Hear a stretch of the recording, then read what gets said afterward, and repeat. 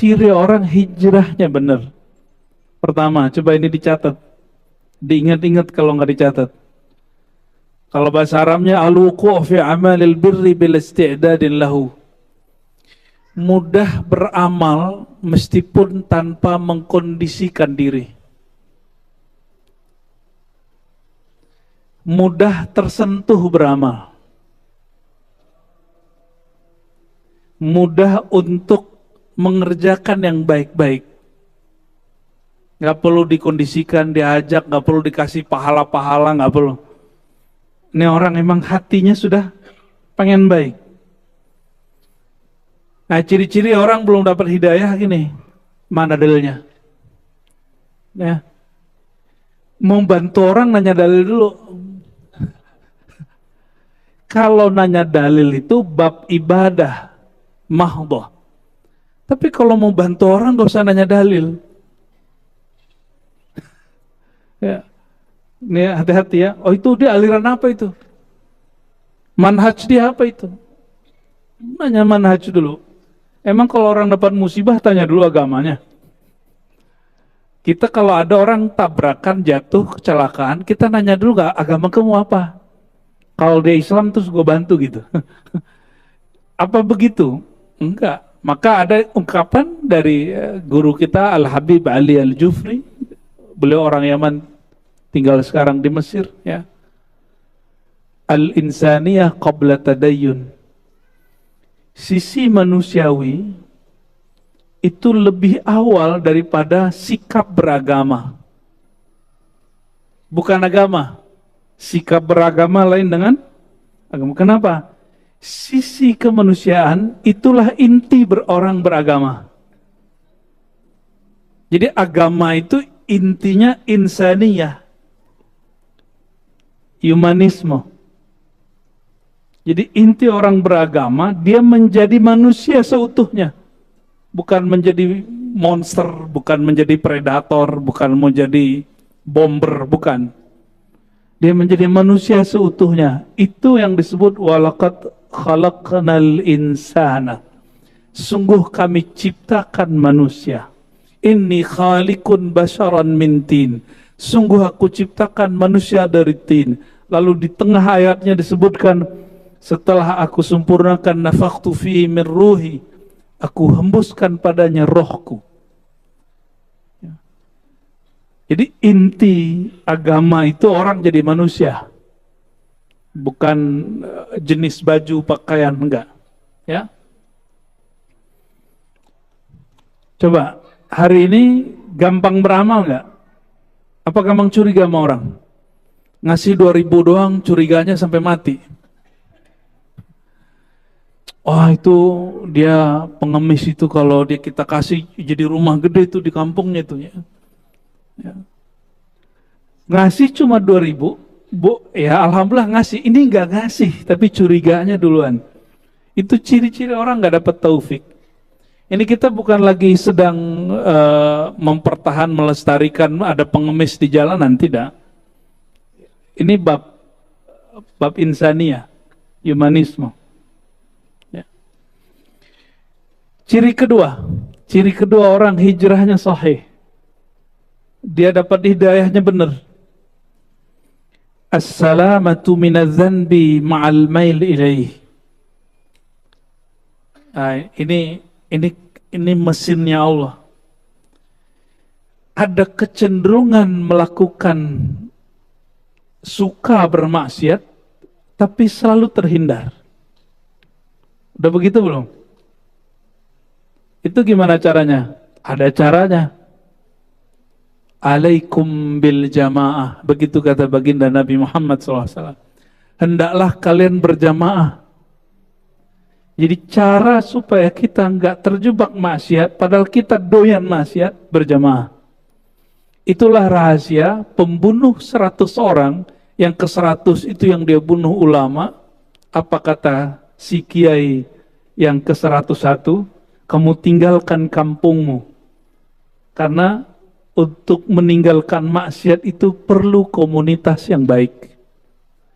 Jadi lingkungan itu paling oke. Jangan heran ya nanti akan banyak kemaksiatan dilakukan oleh orang yang zohirnya soleh. Kenapa? Dia memelihara, melestarikan komunitas buruk lamanya. Nauzubillah, subhanallah. Antum jangan heran nanti ustadz dai-dai terjebak LGBT nanti. Jangan heran. Ini kabar buruk aja. Ya. Kita tidak benci pelakunya. Kita cuma kasihan ke pelakunya. Siapa yang pernah terjebak tidak usah merasa hina, cepat kembali. Ya. Faman taba kaman la zanbala. Orang yang tobat seperti tidak pernah melakukan itu. Itu pandangan Allah. Jadi Allah memandang orang tobat seperti dia tidak melakukan dosanya. Nah, tumbuhkan harapan itu. Nggak usah kemudian membangun image di depan makhluk, bangun image di depan Allah Subhanahu wa Ta'ala. Jadi selamat, mau maksiat terhindar. Kenapa? Orang ini sibuk berjamaah, pulang-pulang udah capek, nggak ada kesempatan maksiat. Maka tiap hari ngaji. Kami di Ribat hampir tiap hari ngaji. Pagi khusus untuk akhwat, malam itu pindah-pindah. Ribat ini, ribat itu, sehingga udah capek di situ, udah nggak sempat maksiat. Tetap ada gesekan sesama. Jadi minimal maksiat kita di dalam diri sudah selesai. Tinggal diperbaiki akhlak sesama kawan. Karena kemunafikan yang kita sembunyikan di dalam itu lebih bahaya kalau dipelihara. Ya. Maka orang Islam itu al-mu'min al-qawi itu nggak ada namanya malas-malasan di rumah. Dia pasti tiap hari nyari majelis. Kalau nggak kerja, khidmat, dia cari majelis. Antum pasti jadi orang positif. Ya, nanti lupa. Lama-lama kecanduannya kepada maksiat hilang. Maka kalimatnya di sini, as-salamatu minadz-dzanbi ma'al mail ilaih. Kamu sudah addicted, sudah kecanduan maksiat, tapi Allah selamatkan. Itu maksudnya. Itu ciri-ciri orang yang dapat hidayah. Ya, semoga kita termasuk, amin. Ya.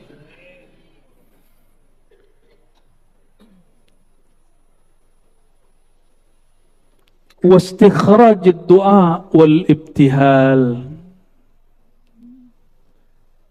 Mudah hati itu untuk melafazkan doa-doa yang positif. Ciri-ciri orang hijrahnya benar, dia nggak suka ngancem orang pakai doa. Dia suka membuka rahmat, pintu rahmat dengan doa. Sudah begitu belum? Gampang putus asa nggak? Celakalah aku, suka ngomong gitu nggak? Matilah aku, atau matilah kau. Nah, sama juga itu. Celaka kau. Cuma karena beda faham pergerakan, kita neraka-nerakain orang coba. Saya sedih sekali, cuma karena perbedaan ideologi. Di Indonesia ada NU Muhammadiyah, ya, ada apa lagi? Ya, yang resmi ya resmi, yang gak resmi jangan disebut, apalagi udah dibubarin. Ya, NU Muhammadiyah, santri, kemudian perkotaan kan beda. Ada Ikhwanul Muslimin, ada Jemaat Tabligh, ada Salafi, ada Sufi. Perbedaan-perbedaan ini kalau kita lihat, jangan kemudian mengatakan, oh orang itu terlaknat itu ya. Mubahalah aja gitu, dikit-dikit mubahalah. Mubahalah itu bukan sesama muslim. Mubahalah itu kepada non-muslim yang mengaku dirinya bertuhan kepada Allah dan merasa dirinya benar, baru kita mubahalah. Maka kalau ada orang Islam ajak mubahalah, itu orang jahil. Orang jahil. Berarti dalam diri dia ada merasa paling benar. Dan itu penyakit. Itu penyakit kibriyah namanya. Kesombongan. Dan itu penyakit iblis. Hati-hati. Enggak semua orang mubahalah itu soleh. Ya. Karena Imam Salafus Saleh Zunnun Misri, apa kata beliau? Ciri-ciri orang-orang yang dapat hidayah, dia membuka pintu rahmat dengan doa. Bukan ancaman, bukan menutup. Ya. Berarti kalau dibalik, ciri-ciri orang nggak dapat hidayah apa? Kalau dibalik, sulit diajak berbuat baik. Walaupun udah dikasih dalil. Apalagi yang kedua, kalau tadi doyan maksiat tapi nggak sempat maksiat gitu. Kalau ini apa? Maksiat doyan, selamat enggak selamat. Bahkan kepada maksiat yang dia nggak niatkan dia terjebak. Ciri-cirinya itu. Kebanyakan maksiat yang dilakukan itu adalah maksiat yang dibenci oleh orang yang sok merasa suci. Ini perhatikan. Jangan pernah merasa sok suci, terus melihat orang melakukan maksiat kita jijik dengan orangnya. Antum tunggu aja time-nya. Karena apa yang kita lihat pasti kita tiru. Manusia itu peniru paling sempurna. Apa yang kita lihat pasti kita tiru walaupun kita benci. Jadi otak bilang nggak benar nih, tapi nafsu menikmatinya. Jujur aja, ya benar kan? Dan yang terakhir, ciri-ciri orang yang takdir buruk dia adalah tidak dapat hidayah apa? Sulit mendoakan kebaikan. Doa itu jeritan hati paling dalam. Bukan bahasa Arab Allahumma, Allahumma, itu lafaz doa. Doa itu hati menyeru Allah Subhanahu wa ta'ala. Maka yang disebut doa itu jeritan hati. Orang yang suka menjerit positif kepada Allah, itu orang dapat hidayah. Oleh karenanya, memberantas kemungkaran paling basicnya adalah bil qalb, benar gak? Siapa yang gak sanggup merubah dengan tangannya, dengan lisannya, gak sanggup dengan qalbu. Apa maksudnya? Jangan benci pelakunya, benci saja perbuatannya. Itu yang disebut bil qalb. Ya, itu ciri-ciri orang dapat hidayah. Ya.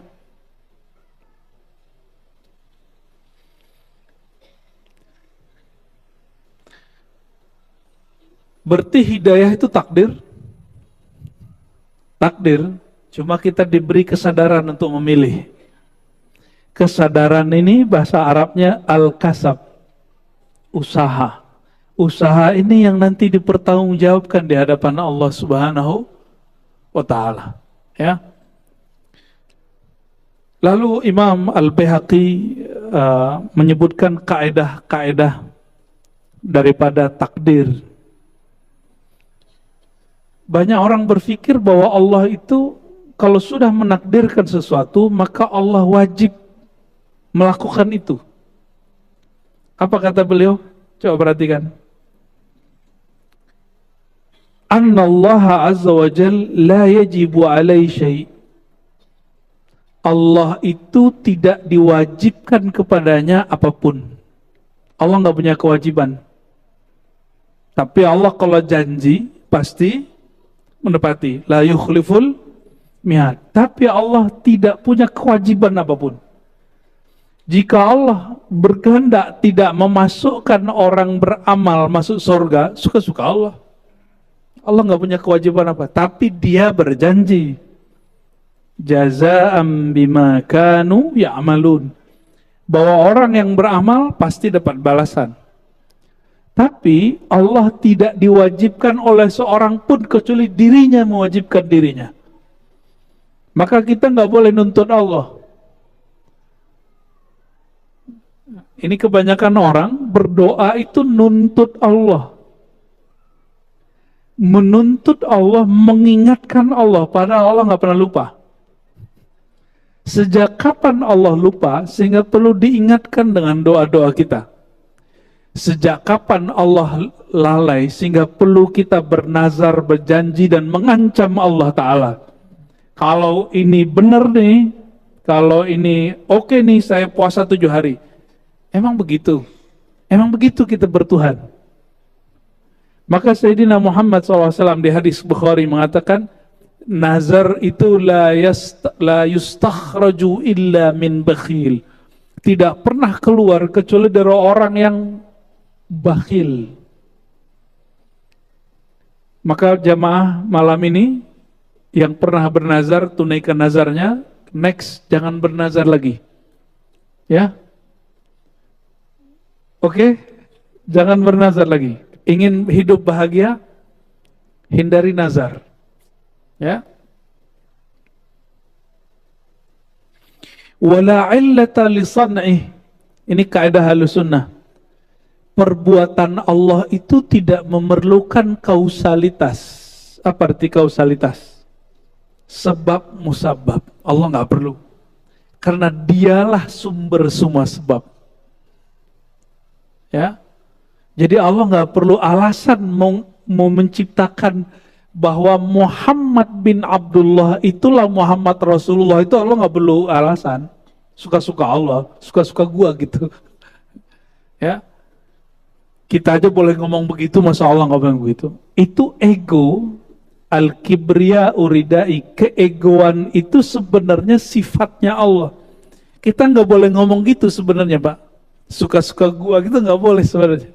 Yang boleh ngomong gitu hanya Allah Subhanahu Wa Taala. Wala yuqalu lima fa'al. Tidaklah pantas ada yang bertanya kepadanya, kenapa engkau lakukan ini ya Allah? Ya Allah, kenapa begini? Kenapa begitu? Kenapa begini? Suka begitu nggak? Saya pastikan hidup antum sengsara sampai mati. Ya. Alhamdulillah saya baru habis dapat hadiah, Pak. Jatuh dari motor. Dan lumayan. Tapi waktu jatuh saya bilang alhamdulillah. Yang lain pada cemas, kitanya biasa aja. Alhamdulillah. Lain pada tegang, kita biasa aja, Pak. Alhamdulillah. Dan nikmat. Nikmat itu di hati. Betul gak? Apa itu nikmat? Antaral mun'im. Annallaha huwal mun'im al-haqiqi. Kapan orang menikmati hidupnya? Jika dia melihat bahwa penggerak alam ini, pemberi nikmat, dia nguji, yang ngasih cobaan, ujian itu Allah. Kalau dia kenal kepada Allah, justru diuji itu perhatian. Senang gak dikasih perhatian sama kekasih? Dan sumber kekasih sejati kita Allah Subhanahu Wa Ta'ala. Itu yang dibaca tadi imam kita, wa idzibtuliyal mu'minuna wazulzilu zilzalan syadida. Dan ingatlah ketika orang beriman ubtulia, akan selalu sedang dan telah ubtulia, ditempa wazulzilu, dan mereka digoncang terus. Maka ciri-ciri al-mu'min, dia siap diberikan perhatian oleh Allah Subhanahu Wa Ta'ala. Orang yang diuji dengan tidak diuji, kualitasnya beda nggak? Motor yang diuji terus dijual dengan motor yang cuma dirakit di bengkel, nggak diuji, beda nggak hasilnya? Maka ujian itu anugerah. Sejak kapan seorang hamba memperhatikan bahwa dia diuji itu anugerah, dia dapat hidayah? Ya. Tapi kalau masih mikir ujian itu berat, ujian ini berat, berarti ente belum dapat hidayah. Nih, rumus sederhana malam ini. Siapa yang meyakini dia dicoba, diuji oleh Allah dan itu berat, berarti dia belum mendapatkan hidayah. Sederhana toh? Ya, nggak ngeri sih, biasa aja. Kenapa ada hadis yang kita bacakan sebelumnya? Ini saya loncat sedikit. Ini hadis sahih, ada di Sahih Muslim, ada juga di Sahih Bukhari, seingat saya maknanya. Dzaqa ta'mal iman man radiya billahi rabba wa bil islami dina wa bi Muhammadin nabiyya. zaqa, pasti merasakan ta'mal iman, lezatnya iman. Jadi iman itu ada lezatnya. Iman itu makanannya kolbu. Berarti dia ada rasa, ada zauk. Zaqa, kata bendanya zauk. Maka istilah zauk digunakan oleh para ahli zikir, ahli tasawuf, ternyata diambil dari hadis yang sahih. Hadis Imam Muslim ini. Zaqa ta'mal iman, akan merasakan zauk manis nikmatnya iman. 3 saja. Man radiya billahi rabbah, yang dia menerima takdir Allah seutuhnya. Sudah terima belum? Nerimo. Ridho itu senang. Apa ciri-ciri orang ridho? 1 saja. Diberi yang pahit, rasanya sama dengan saat dia diberi manis. Batinnya sama. Di lisan boleh beda. Saya mau tanya, cabai itu pedas atau manis? Kenapa doyan? Kenapa ridho? Karena sudah tahu. Ya, sudah tahu. Maka takdir itu senikmat itu. Senikmat makan pakai cabai hijau. Allahumma sholli ala Muhammad.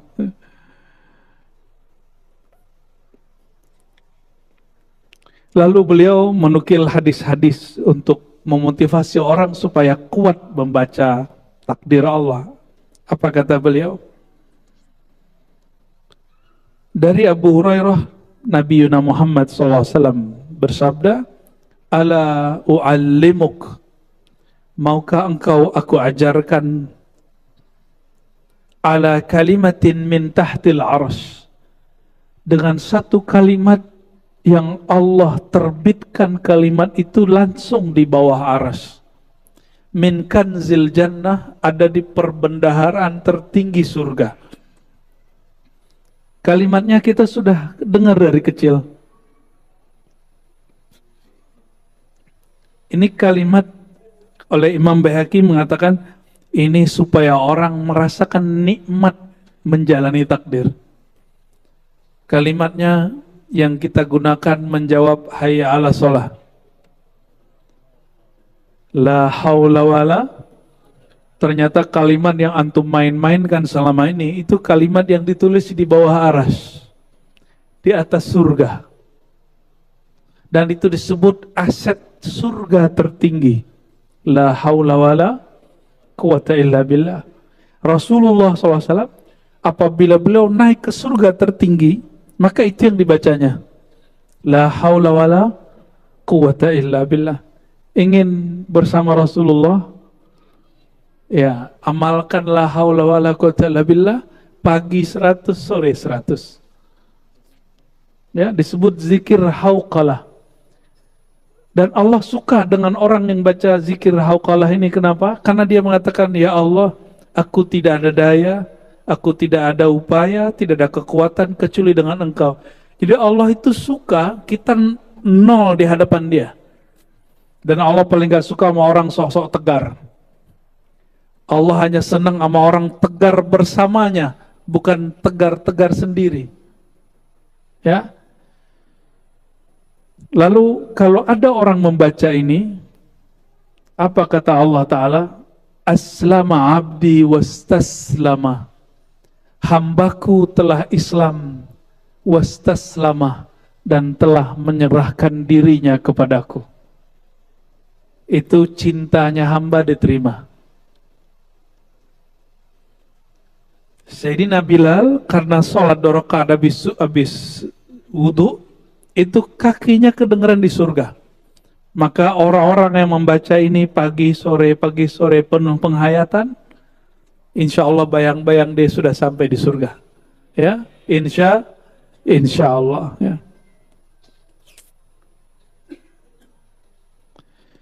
Bagian terakhir yang mau saya sampaikan. Kebanyakan kita kalau kejadian sesuatu sering ngomong gini, seandainya. Mungkin sudah pernah dengar hadisnya, tapi sekarang kita baca hadisnya dari sumbernya langsung ya. Ini ada di Sahih Muslim, ada juga di riwayat yang lain dan juga di Al-Baihaqi. Apa kata Nabi Muhammad SAW? Al-mu'min al-qawi khairun wa ahabbu ilallah min al-mu'min al-dhaif. Mukmin yang kuat, yang tegar, lebih baik dan lebih dicintai Allah daripada mukmin yang lemah. Berarti ada mukmin yang lemah. Iman itu di kolbu atau di badan? Berarti persoalan kuat di sini kuat kolbunya atau kuat badannya? Kalau orang kuat kolbunya, pasti badannya dia jaga. Ya. Kalau orang cuma kuat badannya, belum tentu kuat kolbunya. Banyak yang tubuhnya kekar, tahu-tahu melehoi. Ya. Jangan hanya melatih fisik, latih juga kolbu kita. Wa fi kullin khairun. Bagi seorang mukmin, ini kaidah Nabi yang berkalab, wa fi kullin khairun.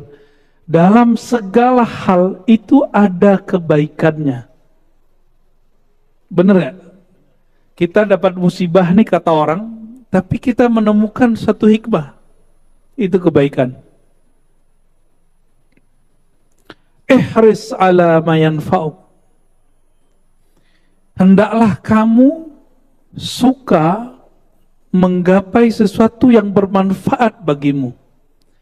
Apa yang bermanfaat bagi kita? An-nafi' lil insan ma yuqaribuhu ilallah. Ma yuqarribuhu ilallah. Yang bermanfaat bagi manusia, sesuatu yang mendekatkan dia kepada Allah Subhanahu wa ta'ala. Wasta'in billah wa la ta'jaz. Jangan melempem, jangan melemah. Wasta'in billah, kalau ada urusan kita jatuh bangun minta tolongnya kepada Allah. Wala ta'jiz, jangan mundur di tengah jalan. Maka teman-teman di majelis saya ajak ke gunung. Nanti kelihatan mana yang mundur di tengah jalan, mana yang terus.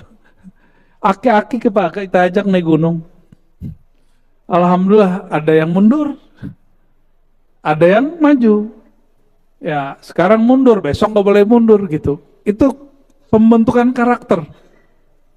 Ya, orang waduh ngeliat gunung naik, pegel sakit, terus dia kemudian mikir yaudah saya balik. Itu nanti jadi karakter. Dia harus naik gunung lagi dan dia tembus itu. Dia harus tembus. Ya nggak boleh melempem. Karena dalam satu kaidah, walaupun ini kaidah fikih, tapi ini bisa dimasukkan kepada kaidah akhlak. Al-aslu fin nahyi lit tahrim. Pada dasarnya larangan itu haram. Apa kata Nabi SAW? Wala ta'jiz. Jangan mundur di tengah jalan. Jangan merasa lemah di tengah jalan. Wa in asabaka syarrun fala taqul law anni fa'altu kaza. Ini adab. Seandainya engkau ditimpa sesuatu yang menurutmu buruk, jangan berkata seandainya, jikalau. Kenapa? Fa inna law taftah amal syaitan. Kalimat seandainya, pengandaianmu itu membuka pekerjaan syaitan. Nah, ini hati-hati ya. Tapi apa yang kita katakan? Kul qaddarallah wa ma syaa fa'al. Nah, ini kaidah, coba dihafalkan. Qaddarallah wa ma syaa fa'al. Jadikan wirid. Qaddarallah wa ma syaa fa'al. Coba ulangi. Qaddarallah wa ma syaa fa'al. Apa maknanya? Qaddarallah, Allah telah menentukannya. Wa ma syaa, apa yang dia mau, fa'al, dia lakukan suka-sukanya. Apa yang dia lakukan pasti terjadi. Itu maknanya. Qaddarallah wa ma syaa fa'al. Kalau nggak bisa baca ini, balik ke atas. La haula wala quwwata illa billah, itu sama maknanya. Itu artinya sama. Lalu kata Sayyidina Anas, aku berkhidmat kepada Nabi 10 tahun. Fama arsalani fi hajatin qat falam tatahayya illa qala law qallahu kana walau qaddara kana. Hajat, beliau tidak pernah ngotot dan putus asa. Apa kata beliau? Apapun yang Allah mau pasti terjadi. Kita mau, Allah nggak mau, nggak bakal jadi. Maka Nabi itu bukan tipe orang yang tinggi, panjang angan-angan, juga bukan orang yang gampang putus asa. Beliau sangat sederhana sekali. Maka Nabi tidak emosi ketika ditahan oleh kafir Quraisy di Hudaybiyah. Di saat itu Sayyidina Umar belum lengkap rukun imannya. Ya, Sayyidina Umar masih bentak Nabi Muhammad SAW, tapi Sayyidina Muhammad SAW kemudian mendidik beliau supaya terima itu. Oke, sudah Isya? Belum. Lalu beliau punya doa, satu doa yang jarang dibaca orang. Allahumma inni as'aluka ridha bil qadar. Ya Allah, aku memohon kepadamu satu makom. Apa makomnya? Ridha terhadap takdir. Ridha itu ada dua, sebelum terjadi, saat terjadi, setelah terjadi. Dan orang yang sempurna imannya, yang ridha sebelum terjadi, ya, pasti dari ridha saat terjadi dan setelah terjadi. Ya, kita lanjut.